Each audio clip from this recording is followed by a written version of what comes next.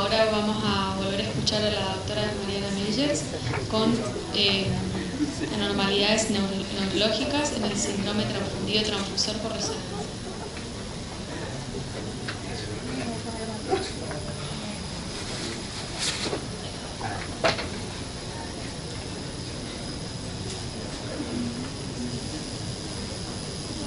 Ok, vamos a hacer un cambio de 180 grados. De los riñones vamos a pasar al cerebro. Me gustaría saber cuántos de ustedes hacen ecografía o resonancia de los mellizos monocoriónicos diamnióticos. ¿Algunos hacen resonancia para evaluar el cerebro? Muy pocos. Ok. Depende del cirujano que tengas en casa, depende de los procedimientos que se puedan hacer. Algunos tienden más a hacer resonancia para evaluar trastornos del cerebro antes o después de hacer la cirugía con láser. Esta foto me pareció muy fantástica. Vamos a hacer un repaso rápido de las características de la placenta en el síndrome de TTTS. Vamos a ver una discusión sobre las anormalidades neurológicas asociadas con TTTS por resonancia y les voy a hablar un poquito de muerte fetal, ya que está desafortunadamente muy asociada con este trastorno. Obviamente me voy a referir a TTTS, al síndrome de transfusión feto-fetal, SFLP, que es la cirugía de láser que se hace en estos casos, y MRI, resonancia. El TTTS es una complicación seria de embarazos monocoriónicos diamnióticos. Es el resultado de un desbalance de anastomosis placentarias que pueden ser arteriovenosas, arterioarteriales o venovenosas. Sin el tratamiento, el riesgo de mortalidad puede llegar hasta el 100%. Y desafortunadamente, antes de la cirugía con láser, la evaluación de las anastomosis es muy limitada por imágenes. Para recordarles, acá vemos una foto en la que tenemos el disco placentario y tenemos la inserción de dos cordones. Una vez que se insertan, se ramifican o se dividen tipo araña, y cuando se conectan el vaso de un feto con el otro, forman una línea que puede ser bastante torcida, y esa línea se llama el ecuador. Identificar el ecuador por imágenes antes de la cirugía es muy difícil. Hay algunos estudios que han tratado de hacer esto, en el que hicieron una fusión de las imágenes de ecografía y de resonancia y la compararon con las imágenes de la cirugía, pero no es demasiado promisorio todavía. Y necesitas de un software para hacer el post-processing, y así que todavía falta, no estamos ahí. El campo de visión de un fetoscopio es de 3 milímetros, o sea que es muy muy pequeño. Y los vasos sanguíneos que están en la placenta son muy pequeños. Entonces los cirujanos, una vez que entran, ahora vamos a ver, ahí está el cordón umbilical, y van a mostrar la superficie de la placenta con toda la ramificación de los vasos. Ellos tienen que seguir los vasos desde un cordón hasta el otro y buscar dónde se conectan, y tienen que tratar de identificar la mayoría de esas conexiones para después ir con el láser y quemarlas.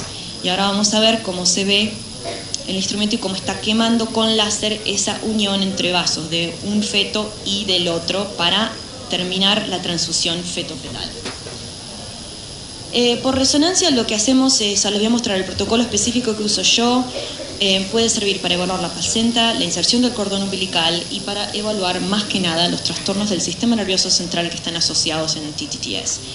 Este es el protocolo que usamos, se parece mucho a los que usan en Boston, en Cincinnati, en muchos otros lugares. Entonces hacemos primero 3 planos maternos o orientados a la madre, y por lo general el SSFC es el que primero yo hago, pero también se puede hacer el SSFP, que es lo que te va a mostrar la señal de la sangre brillante.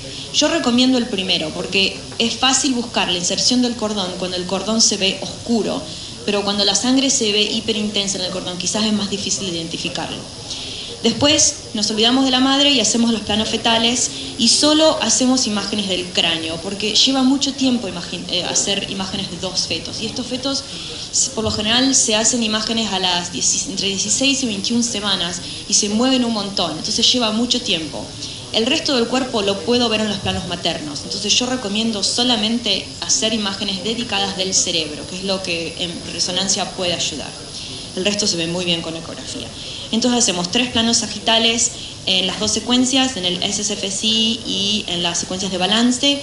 Hacemos 2 planos de ecoplana, porque esos te van a ayudar a detectar hemorragias en el cerebro que quizás no las podés ver con otras secuencias. Y depende del TE, ahí se los puse, el axial es mejor con un TE corto y el coronal es mejor con un TE largo.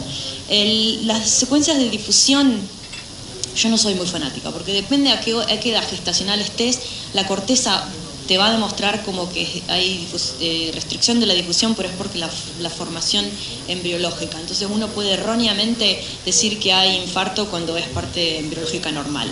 Y últimamente hicieron un estudio en mayo del 2019, se publicó este estudio en el que dicen que la secuencia de FLAIR Ecoplanar ayuda mucho a detectar las distintas capas del cerebro y a detectar quizás malformaciones corticales de la migración en los cerebros fetales.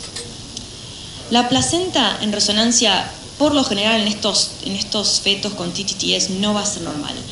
Lo más frecuente que se encuentre es una variación, un espectro de una placenta hidrópica, en el que se va a ver edema de los cotiledones, y el edema de los cotiledones va a ser estos redondeles hiperintensos, como se ven aquí, es edema de los cotiledones separados por los tabiques interlobulares, creo que se dicen. Y el edema de los cotiledones se va a ver más que nada en la parte materna basal de la placenta y no tanto en la superficie fetal de la placenta. Y el diámetro o el espesor de la placenta va a ser distinto en el feto donante comparado con el receptor. Por lo general, sin hacer un estudio científico, el donante tiende a tener un espesor más grande que el receptor, pero no lo he probado científicamente. Obviamente les tengo que mostrar patología. Les muestro las dos. La foto de abajo es una placenta normal y eso son las vellosidades coriónicas. Y se ven compactas, no hay mucho espacio al medio. Y en la foto de arriba se ve que están muy dilatadas y hay un estroma muy abundante y se ve también hipertrofia de la arteriola, lo que puede demostrar que hay una normalidad en la hemodinamia de la placenta. La inserción del cordón nosotros la hacemos porque ayuda a los cirujanos a disminuir el tiempo que pasan en la cirugía.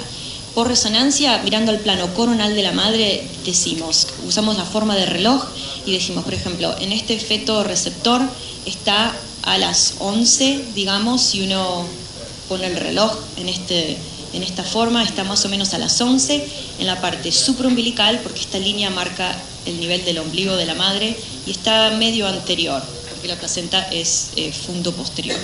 Y en el receptor de este mismo paciente, la inserción del cordón estaba a la 1 más o menos supraumbilical y en la parte posterior. Entonces, los doctores cuando entran por la parte del receptor que tiene polidramios, es más fácil que vayan y empiezan desde donde nosotros le decimos y disminuye el tiempo total que pasan buscando estas conexiones, ya que el tiempo en que uno puede tener el útero preparado para cirugía es limitado, no pueden estar en cirugía por 6 horas. Por lo general en mi institución 1 hora es lo máximo que pueden estar ahí adentro, si no se puede hacer desprendimiento de placenta y lleva a la pérdida fetal. El problema pasa cuando hay inserción del cordón en caño de escopeta, que los dos cordones se insertan muy cerca de los dos. Históricamente, los cirujanos decían, bueno, no hay ecuador, entonces no se puede ir a hacer el láser. Hoy día se piensa que a lo mejor, si miran mis manos, los cordones se insertan juntos y los vasos se van para arriba, y al llegar hasta arriba el ecuador se hace ahí. O sea que hay algunos cirujanos que hoy día van y hacen el láser, o por lo menos lo intentan, para ver si pueden prevenir la muerte de los dos fetos.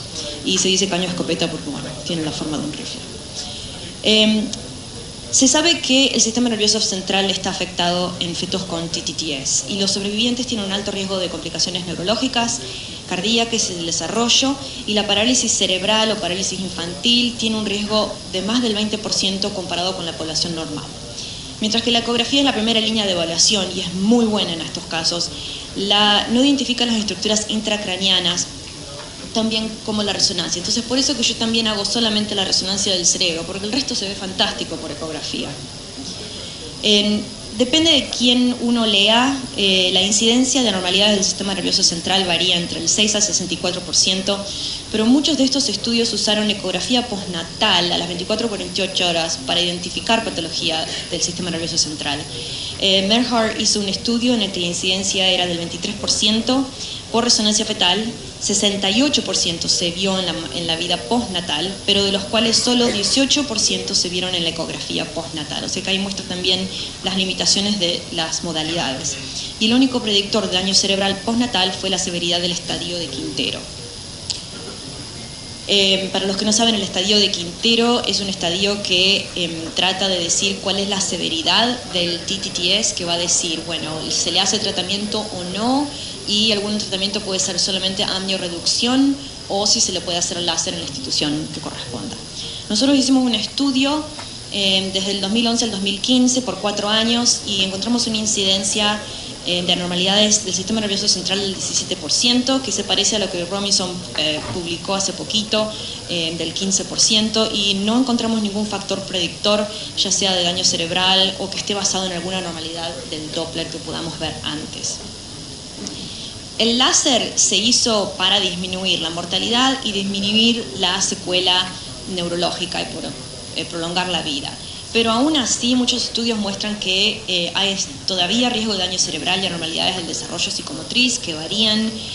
Stearman hizo un estudio recientemente que mostró la incidencia de daño cerebral del 2.1%, y en esos casos en que después del láser el feto desarrolla síndrome de anemia policitemia, tiene una incidencia aún mayor del 29% de daño cerebral, o sea que con el láser tampoco se disminuye.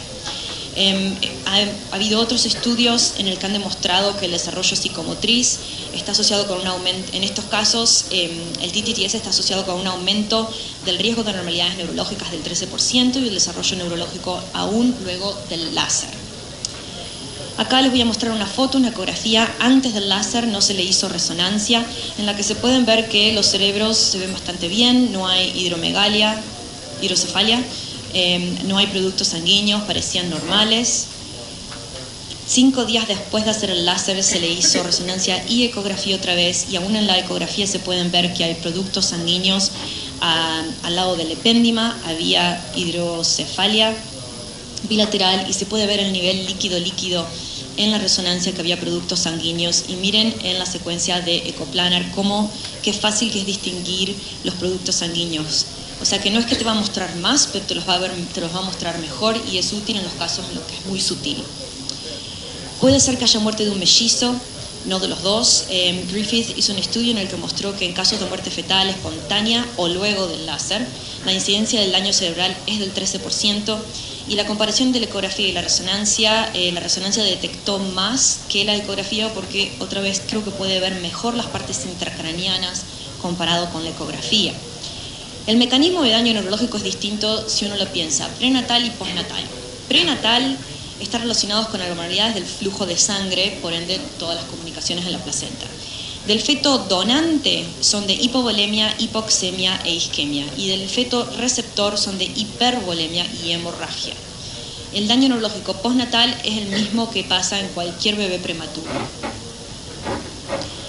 ¿Cuándo ocurre? Muchas veces los doctores preguntan, bueno, ¿cómo sabes cuándo ocurrió la lesión neurológica? En el bebé postnatal, las lesiones isquémicas hipóxicas en la señal del ADC disminuyen horas del comienzo y hacen un nadir a los 2 o 3 días con una pseudo-normalización a los 4 o 8 días. Pero en fetos la disminución de esta señal del ADS puede durar hasta 3 semanas, o sea que es muy difícil decir cuándo ocurrieron estas semanas. Aún después del láser, si uno encuentra isquemia o infarto, puede haber ocurrido antes del momento en que nosotros los imaginamos o los vemos, o del láser. Entonces hay que tener esto en cuenta cuando nos pregunten y para interpretar las secuencias de difusión.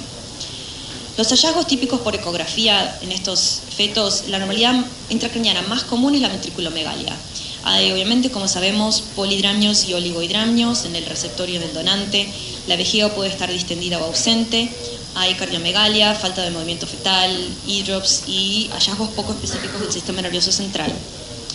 Por resonancia lo podemos dividir entre el donante y el receptor. En el donante hay malformaciones cerebrales que se han publicado, enlargamientos de los senos venosos cerebrales que por alguna razón ocurren más en el donante que en el receptor, que es contraintuitivo. Puede haber infarto, disminución del espesor del parénquima cerebral y crecimiento cerebral. El cerebelo puede ser pequeño y hay una disminución en la relación del cerebro-cerebelo debido probablemente a la isquemia hipoperfusión. Acá vemos una imagen en la que tenemos el feto donante que, como no tiene líquido amniótico alrededor, la membrana lo está cubriendo al ras del cuerpo, entonces está pegado a la pared uterina. Hay un poquito de hidrocefalia, se ve un nivel líquido-líquido en las partes dependientes, sus productos sanguíneos, y se ven muy bien también en la secuencia de ecoplano. El donante, este es otro caso, tenía los senos venosos que parecían normales por ecografía, pero cuando se le hizo la resonancia se pudo ver que los senos venosos en el donante estaban mucho más ensanchados que en el receptor, y se pueden ver en varios planos.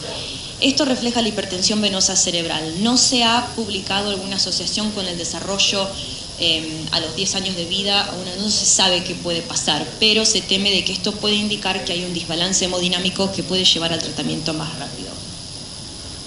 Esto fue un caso de un feto donante en el que se vio que tenía holoprosencefalia y se ve el cerebro en panqueque. Los hallazgos de resonancia del receptor se basan en isquemia cerebral, hemorragia ventricular o de la matriz germinal, alargamiento de los senos venosos, crecimiento rápido del cerebelo, más que de un embarazo simple, y también hay que mirar por lesiones pulmonares que están publicadas a un 4% como el CPAM. Acá se ve dos casos de gemelos receptores en el que hay una hemorragia en la matriz germinal, en el lado de la izquierda, y en la parte de la derecha también este feto tenía una hemorragia en el lóbulo frontal izquierdo al lado de la del asta frontal. Este fue otro feto receptor en el que en las secuencias de SSFSI solo se veía como que había un alargamiento de la parte frontoparietal del lóbulo cerebral, pero no se veía ninguna anormalidad específica. Y miren cómo las secuencias de ecoplanar muestran ese efecto de susceptibilidad, esos dos redondeles negros en los que pueden manifestar hemorragia. Entonces usen estas secuencias para ayudarse, porque por el SSFSI esto no se puede ver y por ecografía esto tampoco se vio. Este es otro caso en el que había un feto normal con el cavum septum pellucidum, pero el feto receptor no se veía, faltaba esa comunicación entre un hemisferio y el otro. Por hecho, se hizo la resonancia y se puede ver la falta de comunicación entre el hemisferio derecho y el izquierdo y la ausencia del cuerpo calloso. Este fue otro caso receptor que quizás es lo que más vemos frecuentemente, son las lesiones de hemorragia o de isquemia, en la que vemos acá lesiones hemorrágicas bilaterales de la matriz germinal y se ven bien en las secuencias de SSFSI, pero también se ven muy bien exageradas quizás en las secuencias de ecoplanar. Este fue un caso de TTTS que se le hizo ecografía antes, no tengo las imágenes disponibles, y después se le hizo el seguimiento a los 5 días después del láser. Y el donante tenía un aumento difuso de la ecogenicidad del cerebelo entero, que era normal, y por resonancia se vio que había anillos hipointensos en los hemisferios cerebrales que eran sospechosos de isquemia o infarto. El receptor tenía ascitis, y por las secuencias típicas no se le vio nada, pero la secuencia de ecoplanar mostró un redondel de susceptibilidad en el hemisferio cerebelar que no se vio por ninguna otra secuencia. A los 6 meses de vida los bebés volvieron, y el feto que tenía los anillos de hipointensidad había sufrido una licuefacción casi completa del cerebelo y solo se veía un vestigio del vermis, y se veían productos sanguíneos que todavía estaban en la parte dependiente del tentorio y en la fosa posterior. Y el feto receptor, a este bebé la resonancia era normal, quizás en una frecuencia de gradient echo se vio un puntito ahí oscuro que si no hubiese sabido nada de este feto yo lo hubiese pasado. Y esto fue un caso muy interesante y muestra la correlación con ecografía y cuán importante es. Este feto, como se ve arriba, era un TTTS y se ve que el feto donante está acostado sobre la pared uterina, la membrana está cubriendo, por eso no tiene líquido. Y el cordón umbilical tenía una apariencia anormal. Tenía ensanchamiento y tenía más hiperintensidad de la vena umbilical, y las arterias umbilicales estaban muy chiquititas y muy oscuras. Y esto yo lo bauticé como el signo del 100 pies. Y ahora les voy a mostrar la correlación con la ecografía, pero también este feto desafortunadamente tenía hemorragia intraventricular que se vio obviamente no solo en las secuencias de SSFSI, pero también en el ecoplanar. Y estos hallazgos, con otros que les voy a mostrar, hicieron que sospechemos la muerte fetal inminente, y a menos de 24 horas los 2 fetos desafortunadamente fallecieron. Estas fueron las correlaciones con la ecografía. se vio que había ausencia de flujo a fin de diástole, había flujo reverso en la vena umbilical y el ductus venoso tenía reversión de la onda A, como se ve aquí, estaba reversa. Entonces todo eso más los hallazgos de resonancia nos hacían sospechar en muerte inminente. Entonces, como dije, no solo hay que mirar el sistema nervioso central, hay que buscar otras patologías. En este caso teníamos 2 lesiones de CPAM, como se ven ahí. Muerte fetal, hay signos en resonancia específicos por muerte fetal. Por lo general se ve disminución de la señal en T2 del hígado, riñones, corazón, cordón umbilical.